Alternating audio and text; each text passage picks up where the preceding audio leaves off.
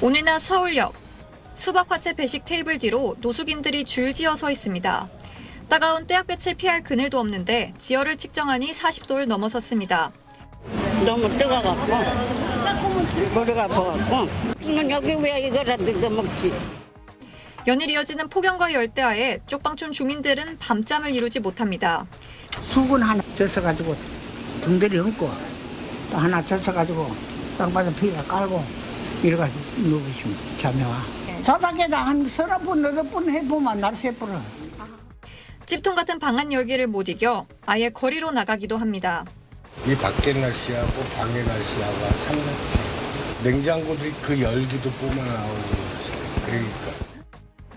쪽방촌이 한눈에 보이는 옥상에 올라와 열화상 카메라로 지붕의 온도를 재봤더니 약 70도에 육박합니다.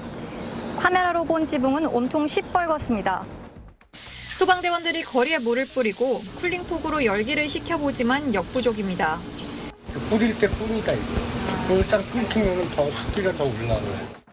복도에 설치된 에어컨은 집주인 허락 없이는 틀 수가 없어 의존할 수 있는 건 선풍기뿐입니다. 낮으로는 못 들고. 나오도 할 수 없죠.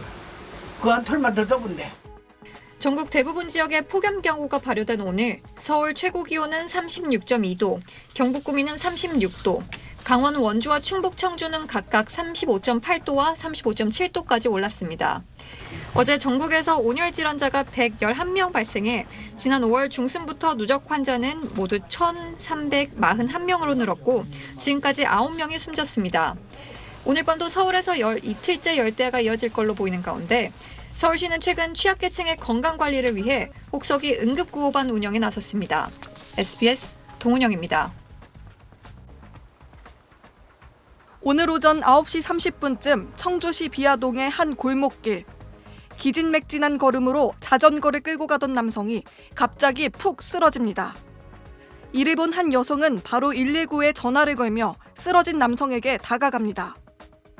근처를 지나던 남성은 맥박을 확인합니다. 시민들은 이곳에서 전화로 119 구조대의 도움을 받아 쓰러진 남성에게 심폐소생술을 진행했습니다. 다른 여성은 마침 길 맞은편에 있는 병원에 도움도 요청했습니다.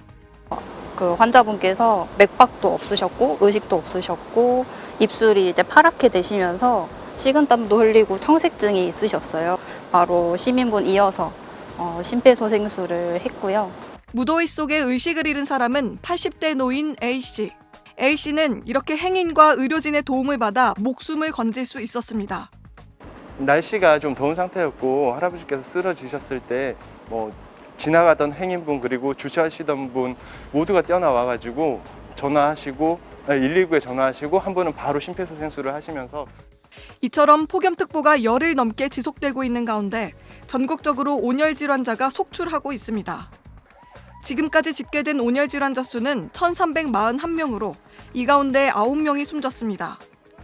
지난해 같은 기간보다 2.5배나 많습니다.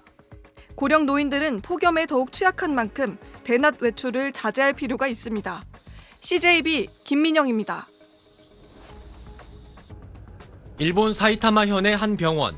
구급차에서 70대 남성 1명이 실려 나옵니다. 열사병으로 쓰러져 긴급 이송됐습니다.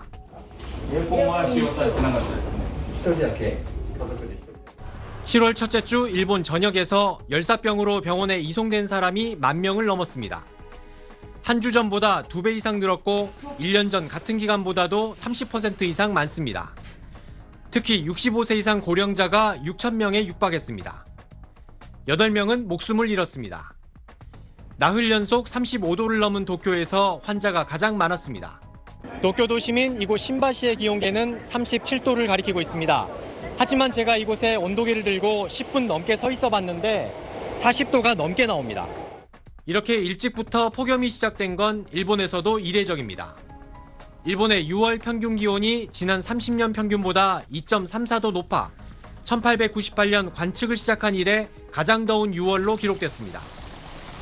기록적 무더위는 생계까지 위협합니다. 노점의 꽃은 강한 햇빛에 시들기 일쑤고 사탕도 금방 녹아버려서 팔기 어려울 정도입니다.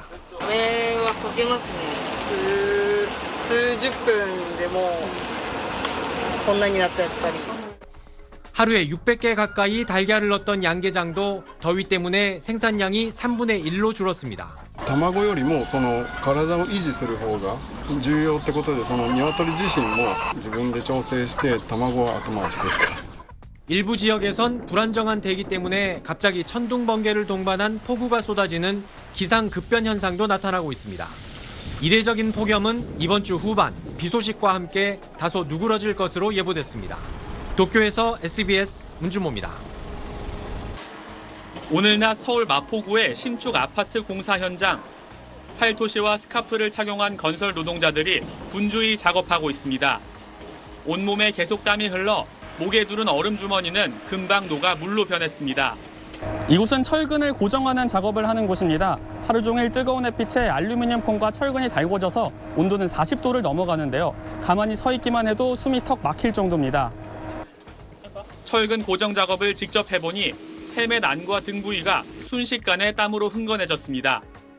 얼음물도 마시고 에어컨 바람도 쐬어보지만 뜨거운 열기는 쉽게 가시지 않습니다.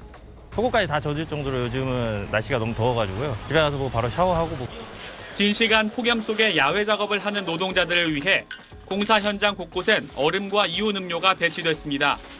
무엇보다 가장 중요한 폭염 안전 수칙은 휴식 시간 보장입니다. 시간마다 휴식을 지켜주시고 계시니까 저희가 일하다가 더우면 쉬면서 작업하고요. 요것처럼 이제 벨소리가 울립니다. 강제 휴식입니다.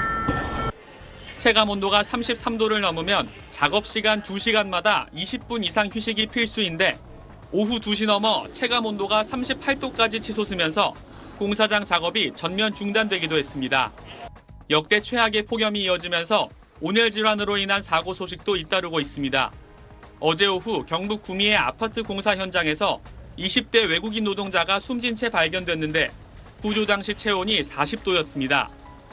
어제 전국에서 온열 질환자가 98명 발생해 지난 5월 중순부터 누적 환자는 모두 977명으로 늘었고 지금까지 7명이 숨졌습니다. 폭염에 노출될 수밖에 없는 야외 노동자들에 대한 휴식 시간 보장과 작업 전후 몸 상태 확인 등 더욱 철저한 대비가 필요합니다. SBS 김태원입니다.